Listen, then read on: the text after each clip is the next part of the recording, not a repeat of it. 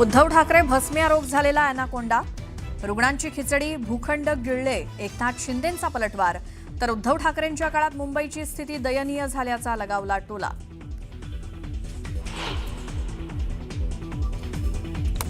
Vasantdada sugar इन्स्टिट्यूटची कोणतीही चौकशी सुरू नाही. चौकशी करण्यासाठी मुख्यमंत्र्यांकडून कुठलेही आदेश नाहीत. विश्वसनीय सूत्रांची न्यूज 18 लोकमतला माहिती.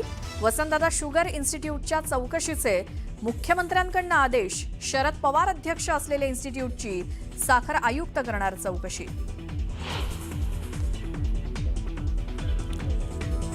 फलटणमधील महिला डॉक्टर आत्महत्या प्रकरणी परळी बीड मार्गावरती रास्ता रोको. वडवणीसह परिसरातील नागरिकांचा सहभाग. उर्वरित आरोपींवरती कठोर कारवाई करण्याची मागणी.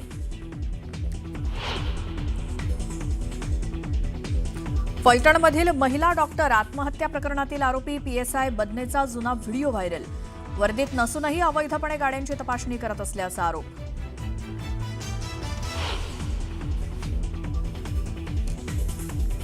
महिला डॉक्टर आत्महत्या प्रकरणातील आरोपी प्रशांत बनकरची पोलीस कोठडी आज संपणार. तपासासाठी पोलीस कोठडी वाढवून मागण्याची शक्यता.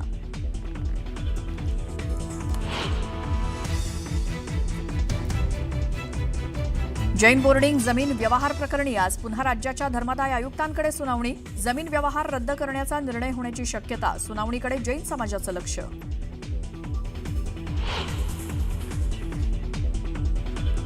शेतकरी नेते बैठकीला न आल्यामुळे आजची बैठक रद्द, तर दुपारी 4 वाजेपर्यंत वाट बघणार. मागण्या मान्य न झाल्यास थेट रामगिरी गाठणार. बच्चू कडूंचा इशारा.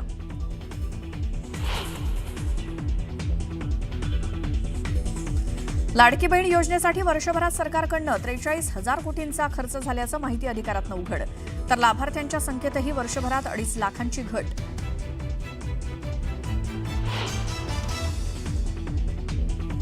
माजी खासदार हिना गावितांची पुन्हा घरवापसी. भाजप प्रदेशाध्यक्ष रवींद्र चव्हाणांच्या उपस्थितीत करणार प्रवेश. पक्षादेश जुगारून बंडखोरी करत लढवली होती निवडणूक.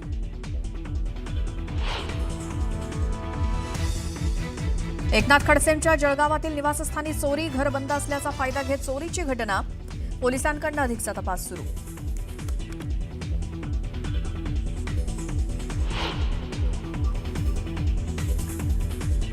छत्रपती संभाजीनगरमध्ये सायबर फसवणूक करणाऱ्या कॉल सेंटरवर पोलिसांचा छापा. 100हून अधिक कर्मचारी कॉल सेंटरवरती काम करत असल्याची माहिती. पोलिसांकडून अधिकचा तपास सुरू.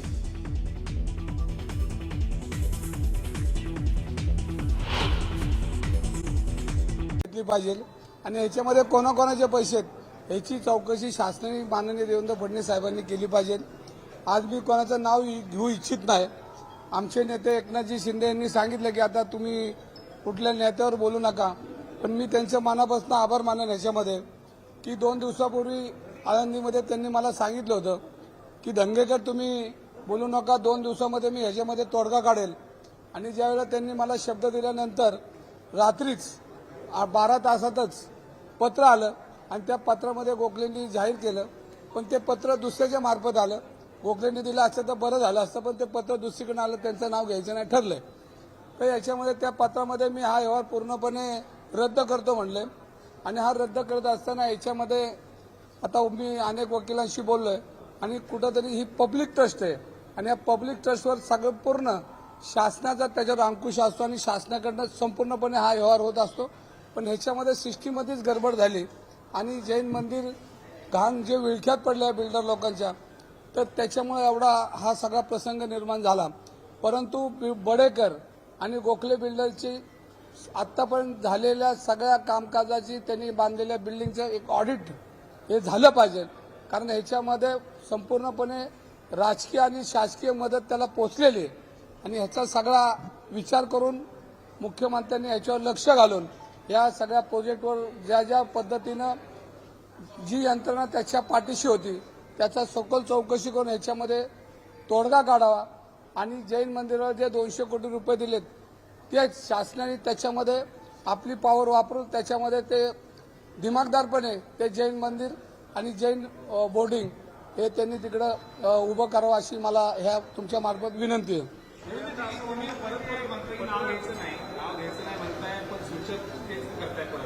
काल अमित शहानी देखील महायुतीमधला हा टोकाचा संघर्ष याबद्दल नाराजी व्यक्त केली. अगदी केंद्रीय मंत्र्यांची दखल घेतली तरी देखील तुम्ही थांबत नाही. नेमका दंगेकरांना बूस्टर डोस आहे तरी नेमकं कुणाचा काय नेमकं ताकद कुठली माझ्या आहे? बघा, याच्यामध्ये परत एकदा सांगतो की माझी राजकीय जी भूमिका आहे ही पुणेकरांची भूमिका आहे.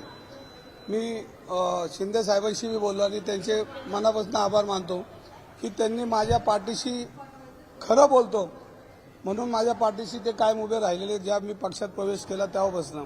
पण त्यांनी हे सांगितलं की आपल्या मित्र पक्षावर तू काय बोलायचं नाही, पण जर पुण्यामध्ये गुन्हेगारी होत असेल, पुण्यामध्ये काही बिल्डर लॉबी ज्या पद्धतीने आज कामकाज करते आणि या बिल्डर लॉबीच्या आजूबाजूला जे जे राजकारणी लोक आहेत आणि त्यांच्या त्या पदाचा पॉवर वापरून ज्या ज्या लोकांवर अन्याय करतात त्याच्याविरुद्ध बोलायला त्यांनी मला कधी अडवलं नाही.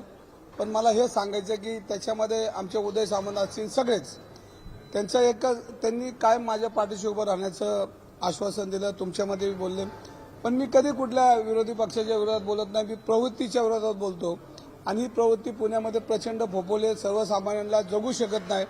आज पुणे शहराची व्याप्ती बघितली तर विश्रांतवाडी बसून तर खाली मग कात्रज असेल, इकडं बावधन असेल, इकडं विश्रांतवाडी असेल, या सगळ्या प्रकार जिथे नजर टाकल तिथं कोणतरी पुढारी आहे, कोणतरी मंत्री आहे, कोणतरी वर्ण आलाय आणि पुणे शहरा लॉबीला, पुणे शहरातल्या लोकांना या सगळ्या बिल्डर लॉबींनी आणि काही पदाधिकाऱ्यांनी ज्या पद्धतीने वेढा घातलाय त्याच्यामध्ये सर्वसामान्य लोकांना जगता येत नाही.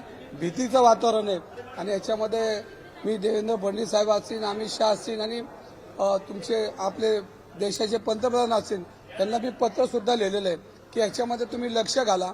जी लोकांमध्ये जी विकृती आता पुणे शहरामध्ये ज्या पद्धतीने गोरगरिबांना, संस्थेला, छोटे छोटे समाज त्यांना त्रास देण्याची जी प्रवृत्ती वाढली ह्याच्यावर तुम्ही चौकशी करा आणि ह्याच्यामध्ये बडेकर आणि गोखले या बिल्डरचं ऑडिट करून ज्याचे पैसे कुठनं आलेत त्याचा पूर्णपणे एखाद्या संस्थेमार्फत चौकशी करून यांच्यावर कारवाई करावी. तुम्हाला चावी देते, तुम्ही म्हणालात की भाजपमधलं कोणीतरी असेल, आम्हाला आणखी पेटेल आणि तिसऱ्या अंकात नेमकं काय काय घडणार? नाही, तुमच्या माहितीकरता सांगतो की माझ्या कुटुंबामध्ये ग्रामपंचायतीचा सदस्य कोण झाला नाही. माझ्या आडनावाची 10 लोक पुणे शहरामध्ये नाहीये, पण मी 11 निवडणुका ह्या पुण्यनगरीत लढवल्यात आणि या पुण्यनगरीचा प्रचंड विश्वास माझ्यावर आहे आणि सर्वसामान्य कार्यकर्त्याला त्यांनी इतक्या उंचीवर नेण्याचं काम केलंय आणि ह्या काळामध्ये मी चुकीच्या प्रवृत्तीच्या विरोधात बोललो नाही तर येणारी पुढची पिढी माफ करणार नाही. की एक सर्वसामान्य कार्यकर्त्याला पुणेकरांनी एवढ्या उंचीवर नेलं सुद्धा त्याचं तोंडच उघडलं नाही आणि त्याचं पाप मला नको म्हणून मी हे बोलतोय. मला चावी देण्याइतपत मी का आता राजकारणात एवढा खोळा राहिलेला नाही. 35 वर्ष 11 निवडणुका लढवल्यात. माझी चावी मीच आहे आणि माझी चावी खरी पुणेकरांची आहे आणि पुणेकरांना जी चावी दिली ती जोपर्यंत मी राजकारणात आहे ती चावी कायम माझ्यापर्यंत राहील.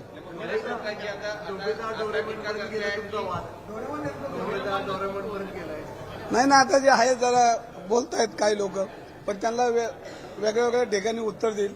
माझं त्याच्यावर आता ट्विट होईल जरा उद्या. नाही ना, आता काय, आता मी काय नाही काही लोकांशी बोलत नाही कारण त्यांची जरा उंची जरा बघावं लागेल मला. पण आता जैन मंदिर ठीक आहे, मी मान्य केलं. मी जे काय ते बोलतात ते मी आहे, ते जे काय बोलतात ते मी आहे, पण मी काय बोलतात त्याच्यावर उत्तर द्या. तुमचे शुभचिंतक वाढलेत का या प्रकरणानंतर? कारण बरेच जण आता सल्ला देतात की तुम्ही ठाकरेंच्या पक्षात असाल. नाही ना, आता त्याच्यावर नंतर बोलू आपण. आता मी वर चाललोय साहेबांना भेटायला. आपण माझी विकेट काढू नका. दंगेकर साहेब, तुम्ही एकनाथ शिंदेची शिवसेना सोडणार आणि कदाचित असं म्हणलं जातं की शरद पवारांच्या राष्ट्रवादीत किंवा अजित पवारांच्या राष्ट्रवादीत जाणार आहे. बघा, ह्याच्यामध्ये मी एक ट्विट केलं होतं की ज्यांनी मुख्यमंत्र्यांची स्वप्न बघितली, जे मुख्यमंत्र्यांच्या रेसमध्ये होते, त्यांनी ज्या पद्धतीने प्रसारमाध्यमांना हे पुरवलंय तीच लोक हे सगळं वातावरण निर्माण करतात आणि मग अशी लोक जर माझ्या विरोधात असतील, जे प्रसारमाध्यमांना ह्या बातम्या पुरवत असतील तर त्यांना त्यांचा लकलाभ राहू. पण माझी लढाई ही विकृतीच्या आणि ज्या चुकीच्या लोकांच्या विरोधात उभी राहणार. आज आहे, उद्या आहे. माझं एक ट्विट तुम्ही 1-2 दिवसात बघा, चालू आहे माझं काम. परत पुण्याची गुन्हेगारी राहिली, लोकमान्य नगरमधल्या वसाहतीच्या लोकांचा विषय राहिला, अनेक विषय आहेत पुण्यामध्ये आणि जे पदाधिकारी बिल्डर यांच्यामध्ये अडकलेले विषय ते पूर्णपणे लढाई माझी चालू राहणार आहे आणि ही लढाई शेवटच्या मिनिटापर्यंत शिंदे साहेबांची परवानगी घ्यायला आले आता.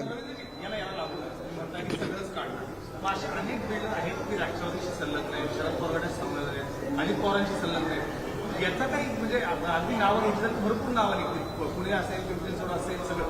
तर याचा पण काही हिशोब कारण एवढं तुम्ही जुने आहात तिथं, याचा पण काही हिशोब असेल ते निघेल. नाही, आता हळूहळू सगळं निघणार आहे. फक्त तीच परवानगी घ्यायला आले वरती सगळीच जे लोक चुकीची वागतात त्यांच्याविरुद्ध मी बोलणार आहे.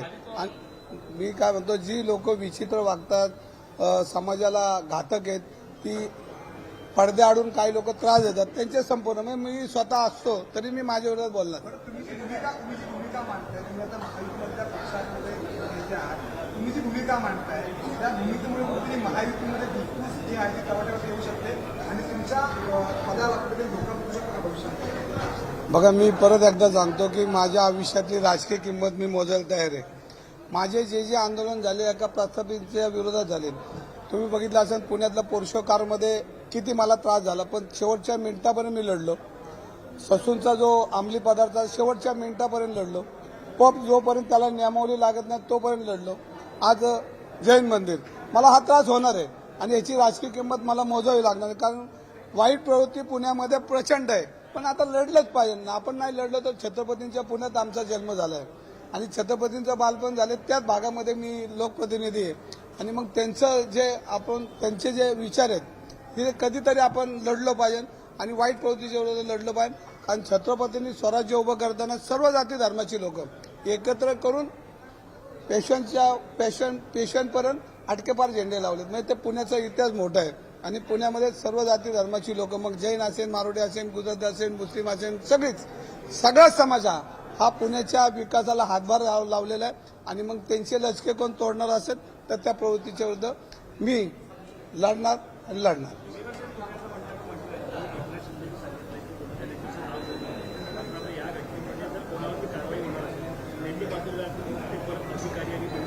नाही, ह्याच्यामध्ये मी म्हणतो सखोल चौकशी केली पाहिजे.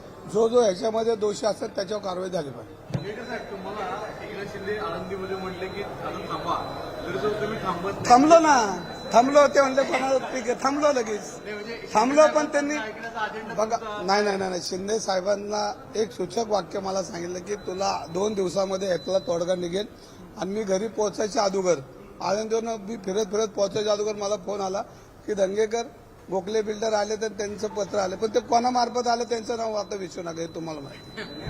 बरं, दंगेकर साहेब पहिले ते विरोधक विचारायचे तुमचे हू इज दंगेकर, आता विचारतात व्हेर इज दंगेकर. नाही, आता सगळे दंगेकर आता पुणेकरांना दिसलेत, त्यांनाही दिसलेत. अजून हा खेळ संपलेला नाही. सगळे दंगेकर त्यांना आता दाखवणार आहे.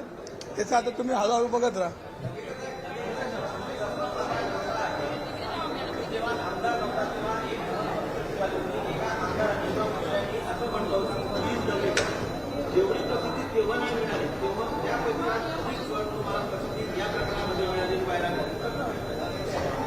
ह्याच्यामध्ये मी प्रसिद्धीसाठी कधी काम करत नाही.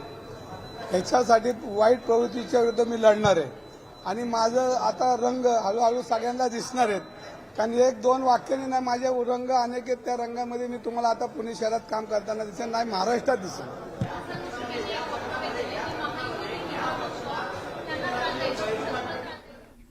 रवींद्र धंगेकर मुंबईमध्ये आलेले आहेत शिंदेंना भेटण्याकरता. त्याच्या आधी ते पत्रकारांशी बोलत होते. छोटा